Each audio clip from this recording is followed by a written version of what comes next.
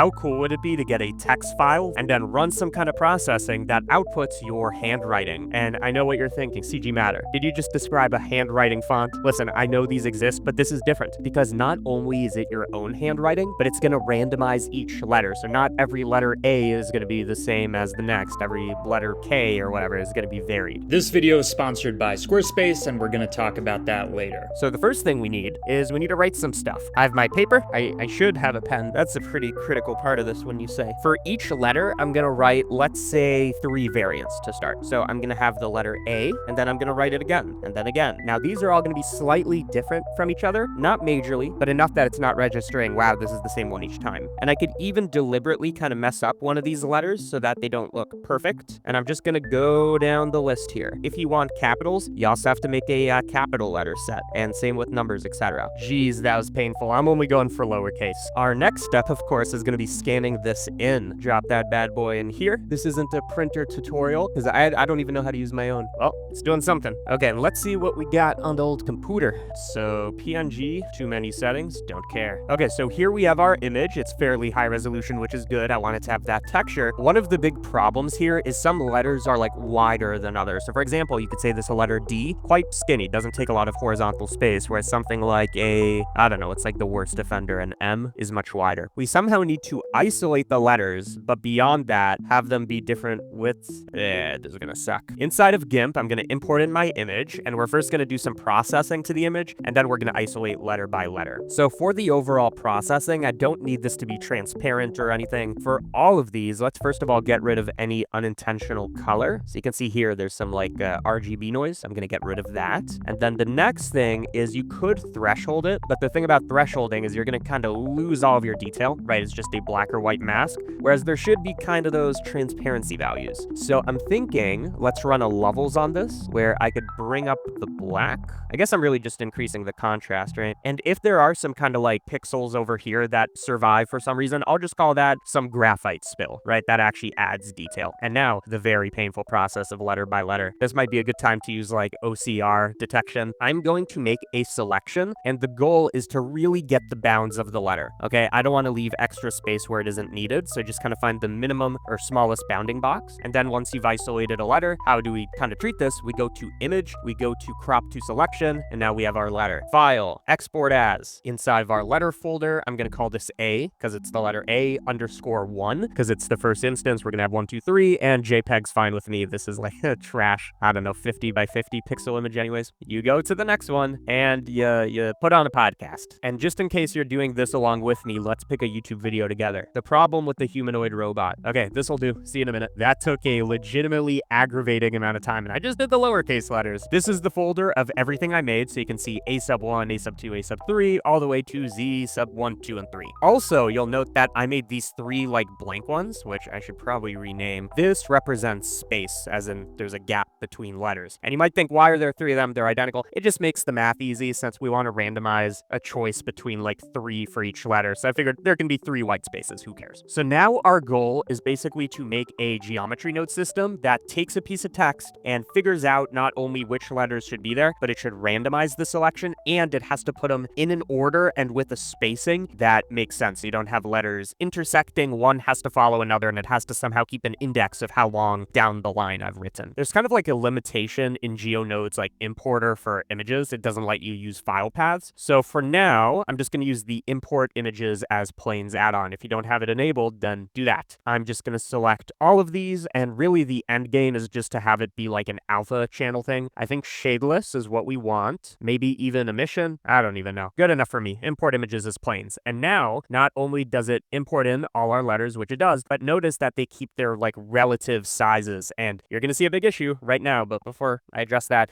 you can see the I's are thin, the L's are thin, etc. And it goes all the way down the line. Now, what's the big issue? The issue is my dumb brain didn't actually write these to scale. So this letter A here is much bigger than I would normally write it compared to the letter D, kind of that circle here. So because these aren't relative to scale, relative to each other, I need to fix that manually, but it's not a big deal. The way I see it is there's 2 kinds of letters. There's like tall letters like B, D, F, G, whatever. And then there's like circular letters like A, C, E. All I'm going to do is I'm going to select those ones. So the C's qualify, the E's qualify, M's are too big, N's are too big, O's are too big. big are WXs, not Y, but yes, Z. They're the not tall vertical letters. I'm going to hit tab so that I can scale them, but I don't want to scale them as one thing. I want to scale them individually. Individual origins is going to allow me to do that, and it looks like I skipped one of these. So I just kind of scale it until it roughly fits. We can also modify these one by one, so one of our C's is bigger than the others. Yeah, that's pretty good. I think the only thing missing is I's are kind of small, actually, even though they're vertical. So let me make those tinier. Now that we have our whole thing, one thing I want you to notice, and this is very important, you're going to see that this like list of items is in order alphabetically, literally, because it's in the alphabet. And this is going to be important because when we distinguish between which one is which, we're going to be looking for its index in the collection. So if this is not in order, we're going to have a bad time. I'm going to close up this collection and I'm going to call it my alphabet. And we also need a object to be our like GeoNodes thing that should be outside the collection. I'll call this our compiler. Really, it's our writer. I'm going to hide that. And I think we're good to go. We want to make sure that all of these aren't like centered where they are currently. So if I was to draw a line, right? So I'm writing on top of this line, you can see these A's are exactly where they should be, but the B's are under. And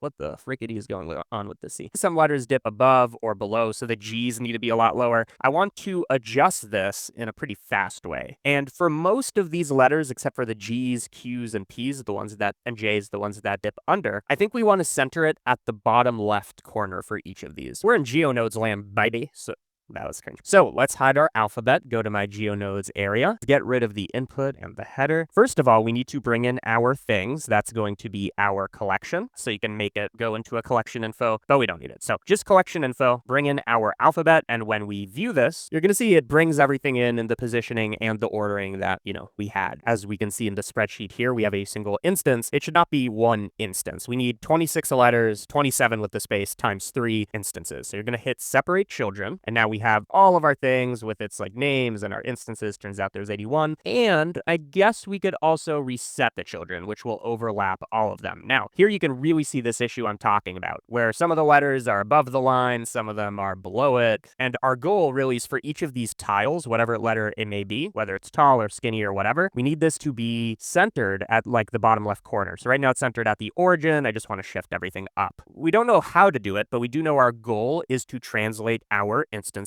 And we just need to find that magical number for each of these. There's that new node called bounding instance bounds. And what it does is for each instance individually, it's a field, it will give us the minimum and the maximum. The minimum corresponds to the bottom left corner, I believe. If I was to translate each instance by its individual minimum, you can see now they are all like centered at the top right corner. Why is that the case? If I have my tile over here that's centered and I look at its minimum, if I offset by this minimum, it's going to shove it this way. Really what I want to do is the opposite. I want to take this bottom left corner and make it the origin. So you might already know, all we need to do is run that vector math where we invert. We multiply by -1 and beautiful. Now they are all where they need to be. But again, there is a tiny bit of a problem. It's the special letters, the Y's, the P's, the ones that dip under our writing line. And we could move those down using GeoNodes, but I think this is the kind of thing that's easier to do manually. So another new operator that will help us with this is if we select our geometry nodes and hit Control A, there's a new operator called visual geometry to objects. When I click it, you're going to see it has this special property where it made all these collections and all of these objects. It's now taken our things with the transforms, but made them, each of them, a separate instance, a separate object, which is exactly what we want. I'm going to take our writer that is right there in the middle of the alphabet, and I'm going to put it in a new collection called writer to be more organized, and so that we don't see it here, we can take all of these like instanced collections or whatever, and this time I believe Control A and now make instances real. So now these are all objects and the empties are separate. I'm going to also select our writer, which is the GeoNodes, Control I to invert and select everything else and delete it, I believe. And now all of these collections, I don't know what they represent, to be honest. If I take all of these empty, well, they're not empty. I take all of these collections, I right click and I delete hierarchy. That should have gotten rid of them. Okay, so the only objects we have is our instances that are now well positioned and we can align them. So I'm going to call it corner alphabet or something. We have our corner alphabet that has 81 objects. We have our writer, that's the geonodes. And then we have our good old alphabet that we no longer need, but I'll keep it around. So now the name of the game really is to figure out which letters need to go down. And that is pretty simple because I know which letters those should be. Well, I can actually just look at my sheet here. So looking at this, the first ones are the G's, followed by the J's should also be beneath, the P's and the Q's, and then the Y's, and that should be it. All of these should be lower. So I'm just gonna shift these down like that, so they're right on the line, and now they're all centered where they need to be. I can hide the corner alphabet, and now we construct words. Okay, we've done it. So as I have mentioned, or at least will mention, a lot of the nodes in this tutorial are going to be available free at cgmatter.com, a website made with Squarespace. So why do I choose Squarespace to host and make my website? For the use case I'm going for, it's an obvious choice. The first thing that is huge is Squarespace payments. All the logistics of selling and having recurring subscriptions is handled by them. Payments right on there. Second of all, you have an asset browser, which is important because I have like photos, I have videos, and I have blend files in my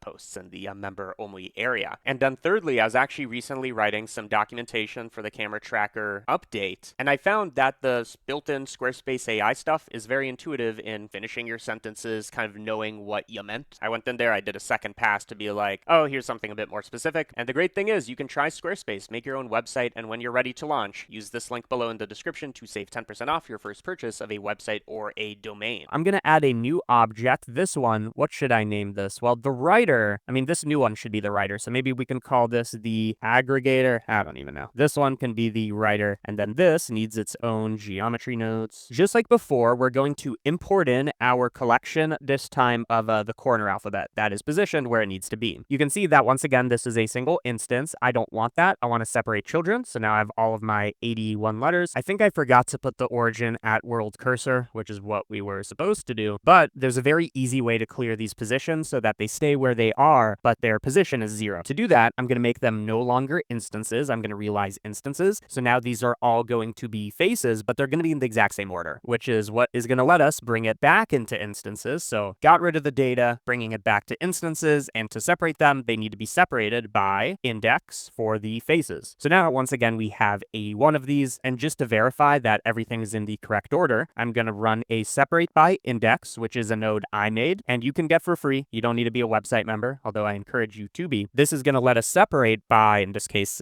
instance, and I can go through these. So the first 3 should be empty. The next 3 should be A's, and then B's, and they're all the correct size. C. Let's write a word. So I'm going to make a string. That string can say something like CG matter, which isn't only a good word in general in this world, but it has 2 T's over here, which is going to let me test that randomization of can you pick different T's or whatever. For each letter, one by one, it needs to detect what letter it is and bring in the corresponding instance. Now, this is a operation for the repeat zone because I want to repeat going down the line. I forgot I was using 4.5. We're in 5.0. I just like the look of it. So what was I saying? I was saying we're going to take all of this. We're going to Control G, make that a node group. Alphabet, right? It's just like a list of instances. And now we can run a repeat operation where it's going to separate letter by letter and bring in the correct instance. We are going to loop over the string, and each iteration, the string is going to stay the same. So I'm just going to feed it into itself. And the number of iterations is going to be the number of letters because we need to go letter by letter. So let's do a string length. That'll tell me exactly how many letters and therefore how many iterations to go through. And then for each iteration, I need to figure out which like index is the letter C, the letter G, the letter M. So if we just like write the alphabet like in a column, generally you might be like, okay, A is 1, B is 2, C is 3, etc. Although the only difference is now there are actually 3 A's and 3 B's and 3 C's because we made those variants. You can think of A as being like 1 through 3 or like 0 to 2, whatever you want to call it. B is going to be 4 to 6 and yada yada.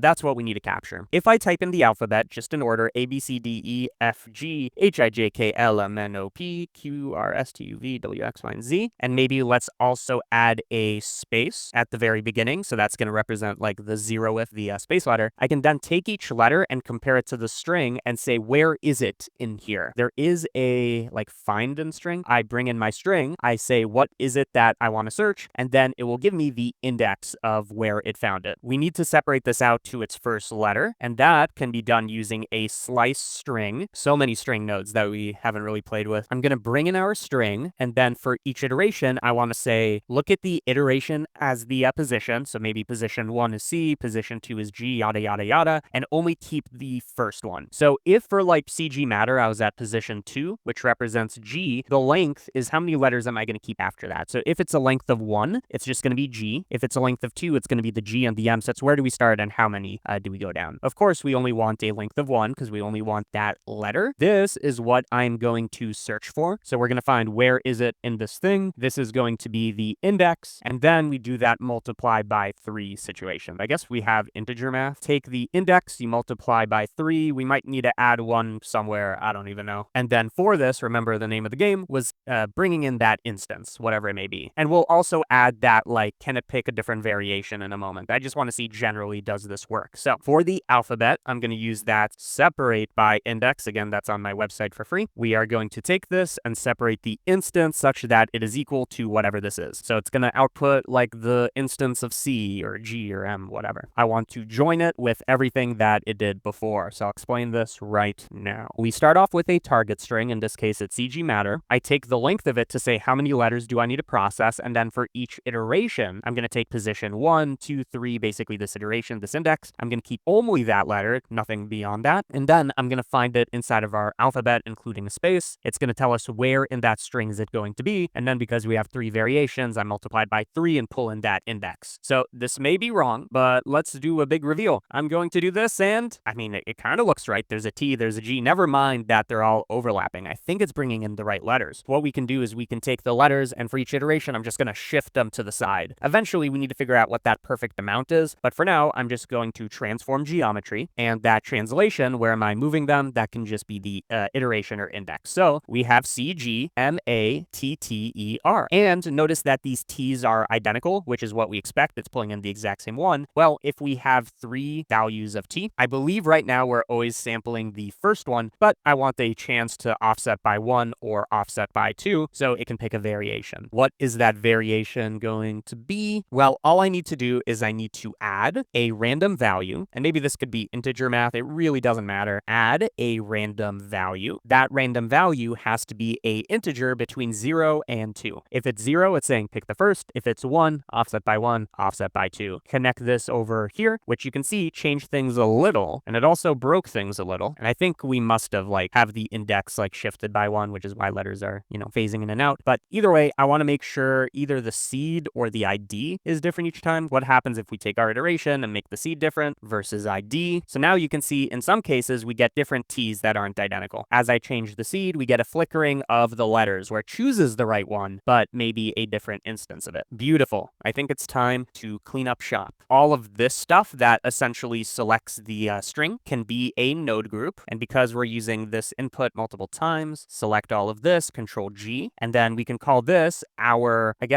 index finder or our position finder. The input is going to be the iteration, which I'm just going to make it nice and readable. That's been one of my new hobby is kind of a strong word, but I've been trying to organize my files a bit better, especially since I'm going to ultimately share them. This part right here, so we have our index finder. This part right here is going to be our letter selector, I guess. So letter selector. And then we have our transform geometry, which right now doesn't make any sense. They're just going diagonally. So I'm going to get rid of that for now. I'm going to select all of this, Control G, and this could be called, well, what does it do? It basically takes in a string and it outputs all of those instances. So maybe we'll call this gather instances, or maybe gather letters, which in here we can specify that this is a instance output with a input of a string. So now the last task really is we need these letters to go one after another, which isn't as obvious as saying translate by point to every single iteration, because some letters, as you can see here, are skinnier or longer than others. So this M that you can barely see from CG math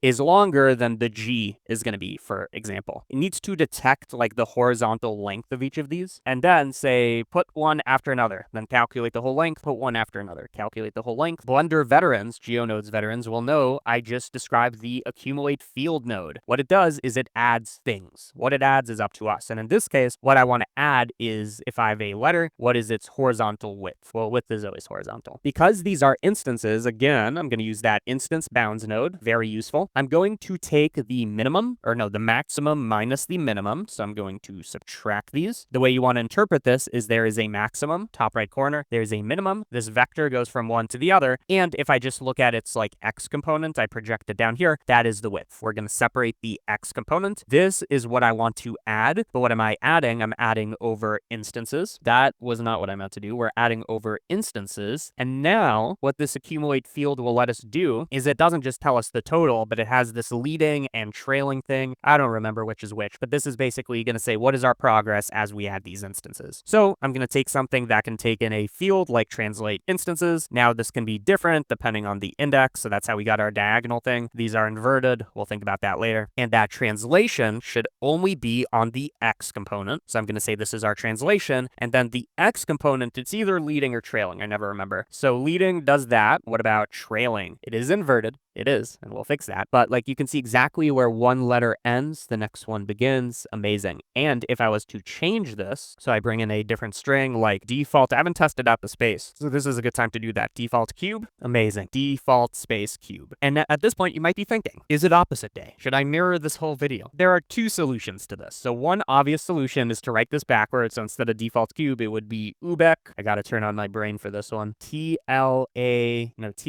This is so hard. Okay, default cube. So one thing we can do is we can invert the string, which sounds pretty stupid, but I do believe I made a node for this. So is it reverse string? I do have a node for this, and this will work. How are you doing? But kind of like a more obvious solution is before we do this accumulation, whatever, we need to take these instances that go through 1 to, well, whatever. We have as many instances as we do, and we want to take their indexing and flip it. So it starts with the last one first. Good old sort elements node coming to the rescue. Before I do that, however, we do have another node group available to us. So I'm just going to select all of this, Control G. This is going to be like our gap compiler or something. What about translator? Something like that. And now all we need to do is we have a string, we gathered all the letters, we translate it, but it doesn't like translate it like Google Translate. Okay, positioning. And what's the point? The point is we need to reverse these. So by default, the way this works is it takes in some sort weight. So that tells you what am I using to list these. So by default, it essentially, you can think of it as using the index. So if the index is, 1, 2, 3, etc., it will use that order to, again, make it 1, 2, 3, etc. So what if instead of going 1, 2, 3, we take these and we just multiply them by -1? So instead of 1, 2, 3, it's going to be -1, -2, -3. Well, it wants to go from smallest to largest, which means it's going to start all the way here at like -12 and then work its way upwards. That is a reverse. So that's super easy to do. Multiply by -1, and there you go. Let's take all of this, make it a group. I'm going to call this, reverse, or maybe reverse order. At the end of all my tutorials, OG people will know I always said I've, and notice I'm not using this apostrophe, nor am I using capital letters because we do not have that covered, but whatever. So I've, there we go, been, okay, let's just do it all. I've been CG Matter, you've been you, goodbye. Now this is kind of surreal to me because I know my own handwriting and this is what it would look like. And to see it in like perspective, because right now we have this background and it just kind of looks jagged, I'm going to turn off overlays and let's make the background that we're seeing, we can make that white. So in the properties or in the shading, I'm going to do the properties. We can set the world color to white. And then to see that, you can either go to rendered mode. I'm going to go back to look dev mode. You can enable scene world. The nice thing about this procedural approach is that it is procedural. So if I see that my O's are too big and I only give big O's, you can select all of those. And then I'm going to go to edit mode. Although now we do want to scale to the world origin over here, don't we? So let's kind of scale to the 3D cursor. So that's going to make it like this. And let's see what that does. That not only shrinks the O's, but now you can see the spacing adjusts automatically. I'm seeing my E's are still huge. And you know me, I always like my huge E's. I'm going to scale that again to the world origin. And this is a good way. Is this really how you spell bin? I've been. I remember once I was taking a math test and I took like math in college, so you have to write proofs with English, and I could not remember how to spell of, O-F. I thought I just couldn't remember. So I'm like, is it UV? Is that how you spell bin? It just looks so weird to me. I know this is stupid, but I'd feel stupider if I got it wrong. Bin definition. The social gathering where people, am I like having a stroke right now? How do you spell bin? I feel like I'm going nuts. Wait, how do you spell bin? What about like I've been thinking? That'll give me the right spelling. Yeah, that's how you spell it. I don't know. I don't know what's happening to me. Like I can do all this advanced GeoNode stuff, but I can't spell bin. Seems about right. Okay, let's do another. And I'm actually going to write this one down here so that we can can compare. You're not going to see it from here, but always brush your teeth, which is true. It's very important. First, before I reveal it, let's write this in here. Always brush your teeth. And just like magic, it's there. And we got to get rid of the corner alphabet. So always brush your teeth, and let's compare it. So get this in your head. Okay, let's make that big. Always brush your teeth. Always brush your teeth. Yeah, am I right? And if you wanted to change this so it's like lighter, darker, a different color, we use the shader editor. So let's kind of find one of our A's. I don't know which one it's going to be. Is it this one? It is this one. What I can do is I can mix, maybe I can mix color. I'm going to have this as a factor, and it can mix between pure, the bottom should be pure white, and then maybe the color red. So now I'm writing in red. As a final thing, because we've put in all this effort for it to be procedural, let's add a bit more randomness. What do we think about that? I'm going to look at our positioner, which, by the way, it's again just using a field to translate. So I could always, like, I don't know, I can move it on the y-axis or whatever. I like this because now the letters still won't cross each other. Whereas if I did the X, these faces, these instances are now intersecting. I'm going to pick a random value, maybe between -1 and 1. So I can go up or down, do this for the Y. Okay. And then we are going to multiply by a tiny number. So just like that. And that in itself can get a seed. I think that makes it look way more natural. So before, after. So maybe this can also be a group input. So this can be our like Y variation or whatever. And look at that. And now you might think, oh, he's done. Like, what a cool tutorial. I saved something for you. I saved a punchline. Right now, all we're doing is we're typing in here. We have missing characters. We can't type a number. What if I wanted to take a existing text file? Okay. Can you see where I'm going with this? I don't want to write it. I just want to import it. Well, you may or may not know. There's a import. Is there import text? There's a import text node. What does this do? It lets me pick a file, also a dynamic path if I wanted to. So this is a way to type your homework and make it look like you wrote it, like for real. Let's make a text file. So I'm going to open up Notepad. I'm going to save this to be like our writing.txt. And I don't think it updates unless we like refresh. I do know at least this one's wrong. Sally sells seashells. So let's kind of start with that, and I'm going to save it. And then for import text, I'm going to bring in this, and let's see, connect that in here. So there we go. Sally sells seashells by, and I'm going to save that. And I think we have to reload it. Yeah, by the, just like that. I wonder if a frame change counts as an update. So let's see. I'm going to write something, and then I'm going to save. So let's do hello, and then I'm going to save. No, I still have to reconnect that. I wonder if there's a trick.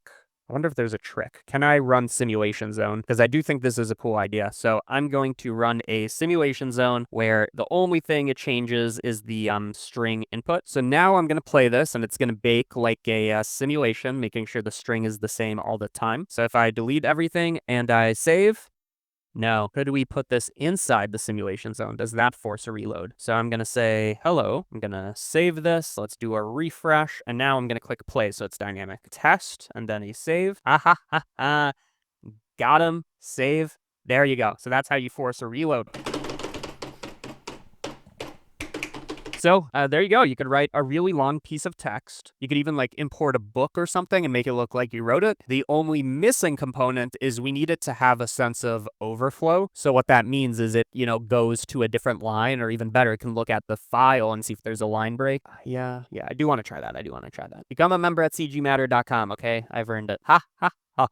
Oh. Okay, there we go, boys. Write me a 500-word short story. Can't be line breaks. Yeah, this is going to be a beefy one because you could think of each letter as a iteration. Boom, there's my short story. Disconnect, reconnect. It's chugging. I have faith, though. Okay, I did it. This is weird to me because this is my handwriting. Like to me, like you might just think, oh, it's a thing. But to me, this is my handwriting. Very cool. Okay, I'm gonna wrap it up. So to get the finished blend, which is gonna be this, but I don't know. I feel like I'm gonna take it further. I'm enjoying it. Website, become a member, $5 a month. You get access to 5 years of project files, and the nodes, some of the nodes that I imported in are gonna be free on my website as well. So while you visit, pay money. Just a thought. Okay. Thank you for watching. Bye.